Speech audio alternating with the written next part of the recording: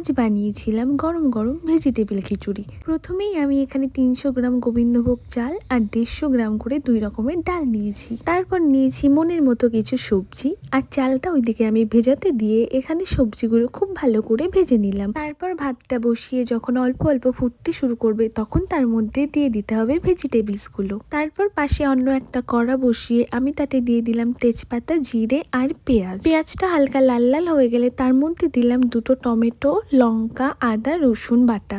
এটা দিয়ে খুব ভালো করে কষিয়ে খিচুড়িটার মধ্যে অ্যাড করে দিতে হবে। নেক্সট খিচুড়িটা খুব ভালো করে কুকড হয়ে গেলে নামানোর কিছুক্ষণ আগে অন্য একটা কড়াইতে আবার দিয়ে দিতে হবে কিছুটা ঘি। নেক্সট কড়াইতে দিতে হবে কাঁচা লঙ্কা, শুকনো লঙ্কা স্বাদ মতো, আর রঙের জন্য হালকা কাশ্মীরি লঙ্কার গুঁড়ো। তারপর এটা খুব সুন্দর করে ভাজা ভাজা হয়ে গেলে খিচুড়ির মধ্যে অ্যাড করে স্বাদ অনুযায়ী একটু চিনি দিয়ে ব্যাস আমাদের খিচুড়ি রেডি। তো রেসিপিটা কেমন লাগলো কমেন্টে জানিও।